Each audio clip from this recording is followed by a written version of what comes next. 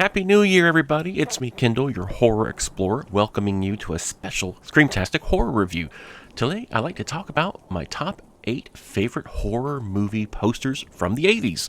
Now, before we kick this list off, I gotta ask you to like and subscribe if you enjoyed this video. Sharing is also a big help. I'm still trying to reach that 100 subscriber mark. So back in the day, before you could just Google everything, filmmakers had to rely more on the movie poster to entice you to see their film. The 80s had a lot of imaginative artists who made some pretty cool stuff. These are my personal top 8 horror movie posters from the 80s. Now, yours may vary, and if they do, that's totally cool. Put them in the comments section below and let's talk about it. Okay, so in no particular order, here we go.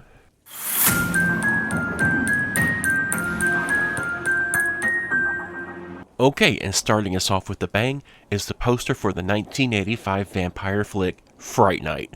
All hand-drawn, which is typical of the time. You get this nice, big suburban house, and of course, right above it is this awesome vampire cloud thingy. It just looks totally cool. Very scary to an 8-year-old kid. You can see there are smaller faces next to the bigger ones. Man, if you were walking down the horror aisle of your video store and came across this box art, you know you were in for some vampire fun, man. And let me tell you, the 80s were a great decade for the vampire film. And the movie is damn good too. An excellent modern day vampire film. Great visual effects, great acting, some genuinely creepy moments make for a great ride. It is highly recommended.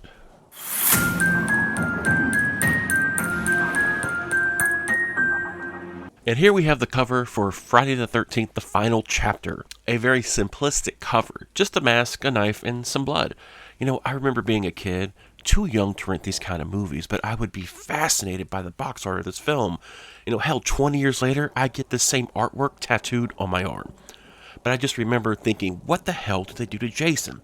The blood, the knife going in the eye, they definitely wanted you to know that this was most certainly the end of Jason Voorhees and the Friday the 13th franchise. Only it wasn't, as they had 5 more sequels, 2 spin-offs, and a reboot. But still, and as far as the film goes, this is my most favorite Friday the 13th film of them all. It's the culmination of the first 3 films, and it ties everything up nicely. This has some of the better gore and kills of the early franchise, even though it was still censored heavily by the MPAA, those assholes. But still, pretty awesome poster for a pretty awesome movie.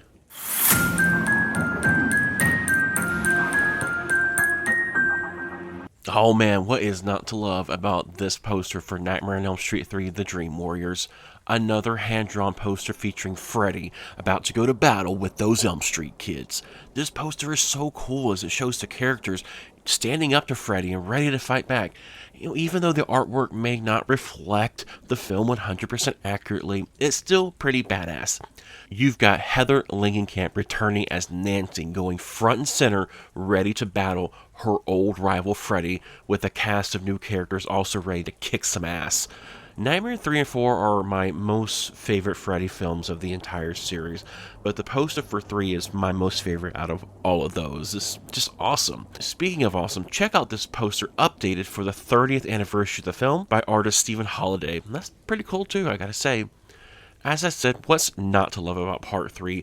It's really where the series kicked into high gear. The idea is that Freddy is trying to kill the last surviving children of the Elm Street parents, and it's a pretty awesome flick, and definitely worth a watch if you haven't seen it.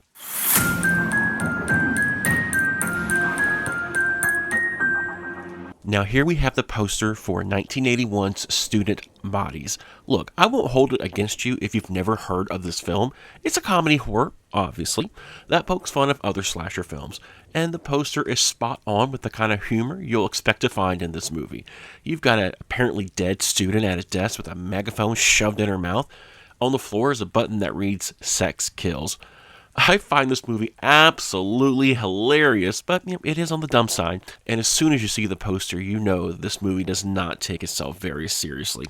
And it doesn't. It actually pokes fun at the slasher genre, which is fairly new at this point. To put it in perspective, this movie came out in 1981, which is the same year that Friday the 13th Part 2 came out. A pretty goofy poster for a pretty goofy movie.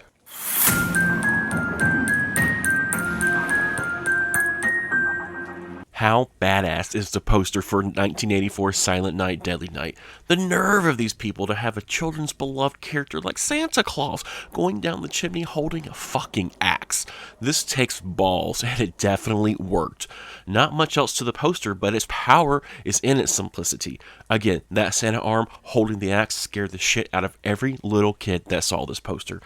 And yes, people protested the movie, and because of that, it became all that much more popular.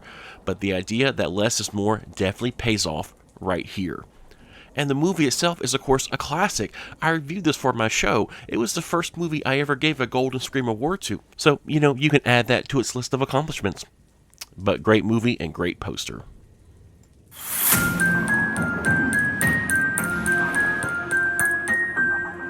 And we're back to the horror comedies with 1985's Return of the Living Dead. I've always loved this poster. I mean, look at it. The zombie coming out of the ground with spray paint. It's so ridiculous and awesome. Again, within moments of seeing this poster, you know exactly what kind of movie you're in for. I just love the punk rock zombies behind the tombstone who, despite being skeletons, still have their hair. It's very cool. It's very 80s. Also, this movie is frickin' awesome. A fine example of horror comedy that still delivers on scares and grossness. Even though it's a play on George Romero's Living Dead series, these zombies follow a far different set of rules. Just an awesome movie poster for an equally awesome movie.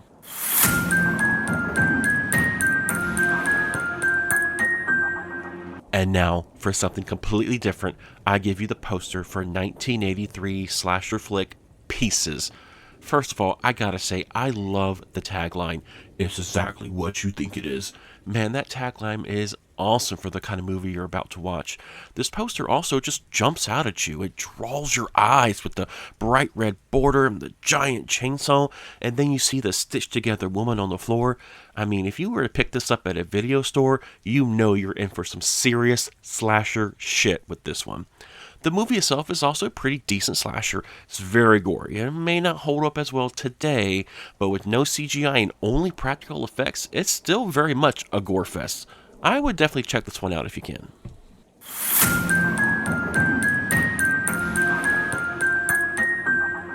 And finally, folks, here is the poster for 1981's Happy Birthday to Me. An example of a movie poster that you could not do today. I mean, look at this movie poster. It's so ridiculous and so awesome. We have a man, John, eyes wide, in the process of being murdered by having a shish kebab rammed down his throat. I mean, you can't ask for much more, folks. I would totally go see this movie. There's a hint of playfulness to it, and also a I'm not fucking around vibe going for it, too.